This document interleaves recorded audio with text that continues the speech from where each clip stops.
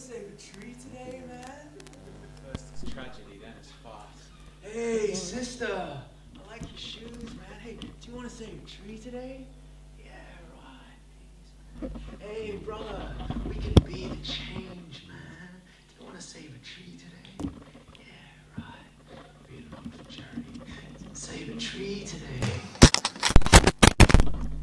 It all starts so seemingly sincere. A hand outstretched to meet me, and a smug smile plastered between two self-righteous student ears. Next come questions loaded heavier than budget airline carry-on cases. Distorted facts squash global issues into soundbite spaces. We can but nod and look concerned as the guilt sermon proceeds, and hear of our special chance to become the precious hand that feeds. But there are fundamental flaws with the causes of these charity-mugging scum that separate the means and ends of how liberal capitalism won the right to make us pay to continue a cycle of abuse. Sorry that we're killing you, mate, but we'll cushion up the noose. But let's step away from the gallows and get back to the outstretched hand. Hi, I'm Jess. Nice to meet you. I know you're busy. I just wonder, have you got 2 minutes? All right, stop. Right there. We have reached the first of a wide variety of problems with our forthcoming interaction, Jess. Because if I say yes, I know you will beckon me on a guilt trip with you that will last half an hour or more as you bleed all over the pavement for the latest under-donated cause, social justice flavour of the month, chosen by your employer. You do get paid for this, don't you, Jess? Yeah. And you get a percentage, for every sale. Subscription that you make. Right, I just want to be clear as I'm weighing up the options of whether or not I'm going to be stopping. Because if I say no, though, I know the look of disgust that you shoot me will make passers-by think, what did he just say to her to get a look like that? He must have called her a cunt. Yeah, what a bastard! I bet he drives a Hummer with the windows down and the aircon on high, swigging coke as he drives by and thinks that the sweatshot stained into his Levi's makes them shine real nice. Yeah, I don't give a fuck. Hey, Jess! I think that people with cataracts in Calcutta should just stop complaining and open their eyes. And the refugees in Afghanistan should stay there, tear their humanitarian visas into confetti that they shower over the soldiers as they storm into their houses, down on their knees saying, thank you for your charity. Now they must have trained Jess well in NGO sales school, as her PR-proof vest deflects my cynicism with one flash of that still, smug smile. She reaches in deep and pulls out the heart-seeking missile line. But think of the children. Oh, that's right. Wait, let me guess, Jess. For the cost of a coffee a day, what are we going to do? Donate a fair trade espresso shot of sympathy back to the same kids that probably pick my caffeine beans anyway? You're going to have to grind me a better line than that.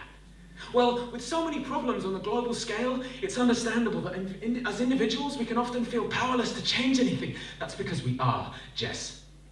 No matter how many dollars I donate to you, the scales are never going to be balanced because they are weighed way in favour of big business and endless growth. And the people you work for are endlessly devoted to both. What you are doing is proving that the market can swallow shit and spit back out silver. You're like a reverse Robin Hood, enslaved to the sheriff with a gross inability to budget. So please don't mock me as I pass, and don't return smiles on your command. This place is depressing enough already without having to fake a grin as I take your hand, you shake it and pretend to like the band I'm listening to, and then tell me that I've got like a totally awesome beard, dude. And then when the small talk's over, you'll get back to the hard sell and tell me about there's this community in sub-Saharan Africa that like desperately needs a well, and that's a well-worn tactic, Jess. You've got to personalise the case study of suffering so it tugs real good at the heartstrings. A strange thing then, that at no point in human history have so many of us lived in such relative security, freedom, and wealth. But we need you to stealth jump out into the path of proles, armed with everything but the switchblade as you try to pry a contribution from us to prove that deep down we still care. Hell, even the clowns in this circus must despair to think that the invisible hand has us choked up against the wall with a gun to our head, whispering, think of the children, you selfish fuck. But as the largest NGO charity in the world, we're able to take your voice and multiply it up so that we can lobby government on a large scale. You must agree with that. No, I don't, Jess.